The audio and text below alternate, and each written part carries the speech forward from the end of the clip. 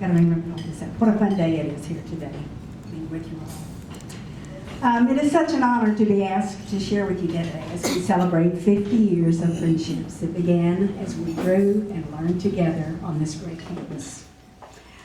I've been asked to share with you a story about how God's divine intervention brought me to BNC those many years ago.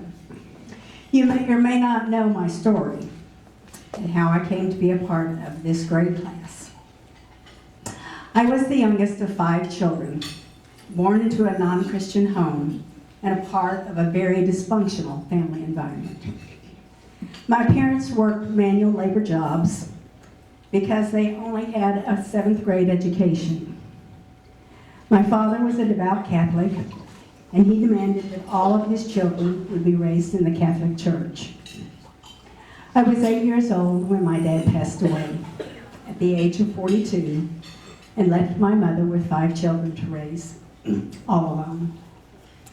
About a year or so after his death, my mother and I began attending a small Nazarene church in Dallas, Texas.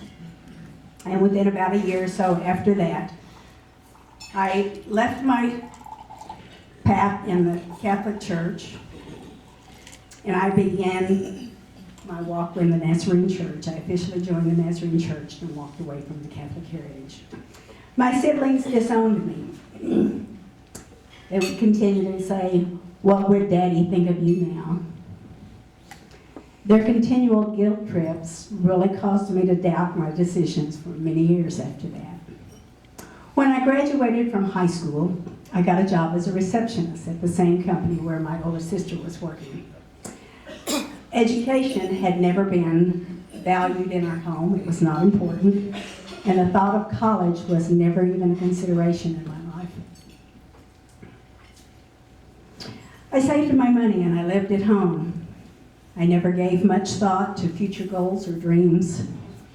My mother and I began attending a little larger Nazarene church about this time, and it was in November of that year that the Collegiate Quartet came to minister in a Sunday evening service. I'm not quite sure what happened that night in my heart and in my mind. But I went home and I told my mom that I thought God was telling me that I needed to go there. She was rather bewildered. My family was appalled. No one in my family had ever gone to college before. And so I just leaned into my confidence that God was leading me in this direction, and I made my application for BNC.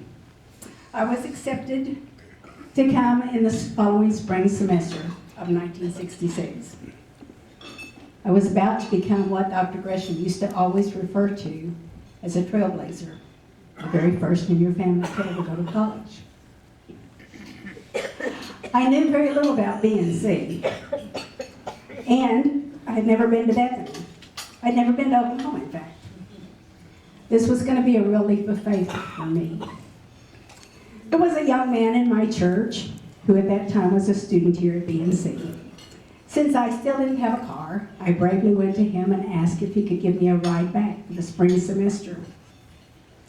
He graciously agreed, but he told me that since he only had a VW, I would only be allowed to bring an overnight case, and that he would be returning a day early to see his girlfriend.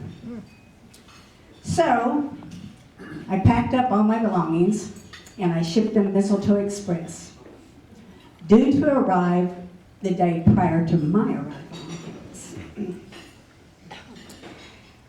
Well, it was a cold Sunday morning when Doug came to my house. This was in January. Doug Grant, you mentioned him, Howard. He came to my home to pick me up. And with my overnight case in hand, I was ready to leave home and head to Bethany. As we climbed in his car, I turned to see my family standing at the front porch of our home. They were shaking their heads. They were exclaiming, "What a fool you are to waste your money and go to college. You will never do anything but get married and have kids." So Doug and I arrived in the front of Bud Robinson Hall that evening, just a few minutes before 6 p.m. Doug dropped me off in the street and sped off to see his girlfriend. I clutched on to this overnight case, and I went inside. And I found a note taped to the dorm mom's door that said, "Gone to church, out with friends, back at 10 p.m.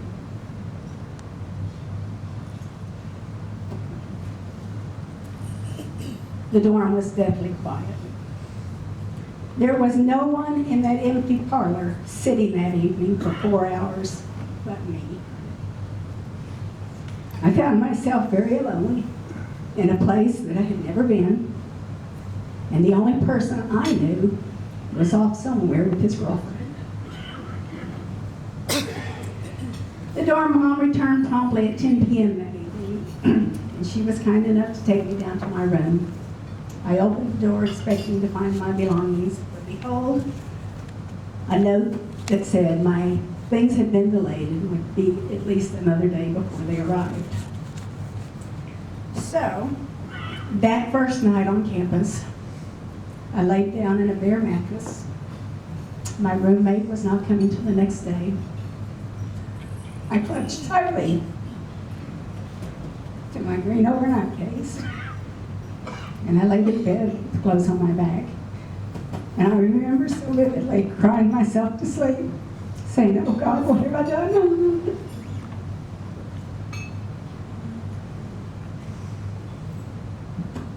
I woke the next morning to find snow on the ground and a cold feeling inside my heart. I left the dorm and I set out to find my new advisor.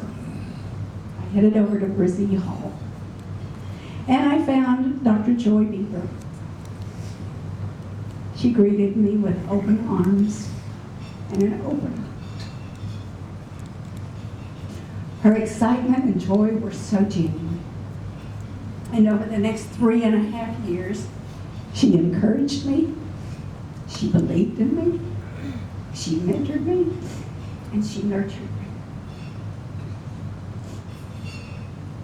She was the very first person in my life that ever made me feel I had value as a person. What an amazing gift she had given me. And I will forever be grateful for her investment in my life. My experience at BNC was absolutely amazing. It was life-changing for me, literally life-changing. I had been welcomed with unconditional love and acceptance. And those years helped to shape me into the person I became and the person that I am today. In 3.5 years, I completed my bachelor's degree in elementary education while working 3 jobs and taking up to 22 hours a semester. I paid my way through school, and I met my best friend and my soulmate. And I married him 5 days after we graduated. We made Oklahoma City our home.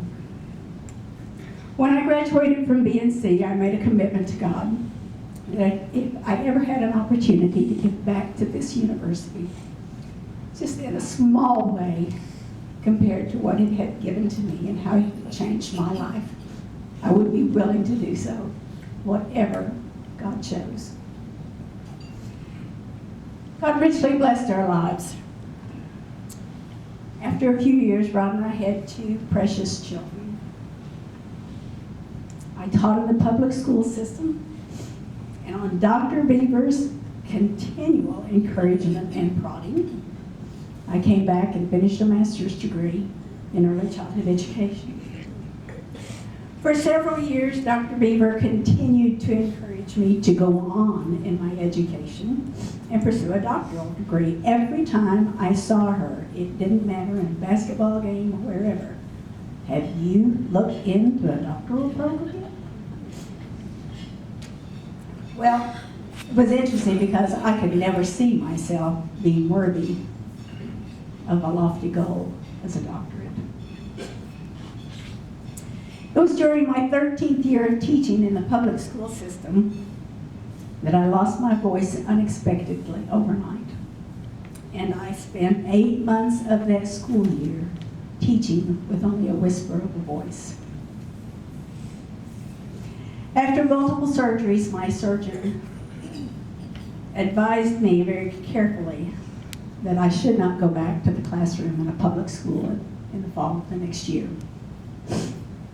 I was driving home that day, I remember it, and I was talking to God the whole way.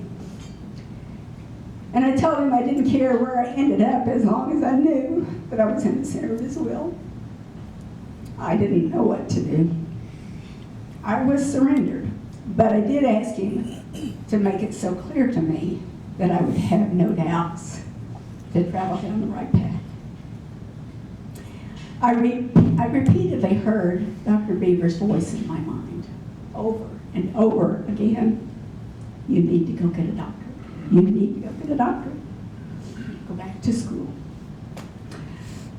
So I finally decided that I probably ought to look into that option. I didn't think it was even possible. But amazingly, God opened doors that I could never even imagine. It was within 6 weeks I found myself enrolled as a full-time doctoral student. I was given a position as a teaching assistant at the university, and I was granted a leave of absence from my teaching contract in the public school system, each of which is nothing short of an absolute miracle. Upon completion of my doctoral studies, I came to the day of my dissertation defense. And after my long and grueling defense, my advisor came out of that conference room after what seemed an eternity.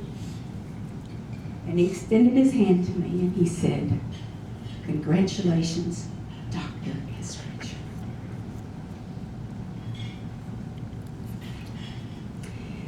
In that moment, it was as if time stood still, and I had a flashback. My mind went back to that day in January of 1966 as I was walking to Doug's car carrying my green overnight case. And in that flashback, I turned and I saw my family standing on the porch saying, "What a fool you are to waste your money and go to college. You will never do anything but get married and have kids." Interestingly enough, I did get married to an amazing Christian man. We were blessed with 2 healthy and incredible children, both graduates of SNU, by the way. But a fool? Hardly. Now, I had earned a terminal degree, and there was only God. Shortly after completing my doctorate, God led me back to SNU, where I joined the faculty in the School of Education. I was blessed to become a colleague with my mentor and friend, Dr. Joy Beaver. The opportunity that I had to return to this university was part of God's great plan when I completed my undergraduate degree so many years before. I shudder to think today where I would be had it not been for God's divine intervention in my life, bringing me to this place.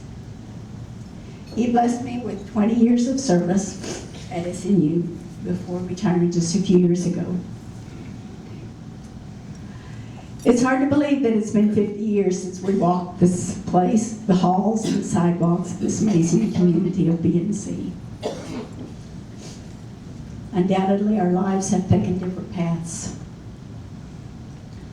And yet we're here today to celebrate those life-shaping years that brought us to and through this place. We were blessed to have professors who saw in us a mission field to which they had been called, and who invested of themselves in our very lives, each one of us as unique individuals, seeking to find our way in the world. I'm sure you could say the same as me, that my life was changed forever because of our experiences and our years that we shared together on this campus. The friendships that began 50 years ago have stood the test of time. And we sit here today sharing memories of those times together. We celebrate God's goodness. I celebrate His grace, His guidance, and His wisdom. And we are all blessed beyond measure. We're called to continue living our lives in ways that honor and bless Him.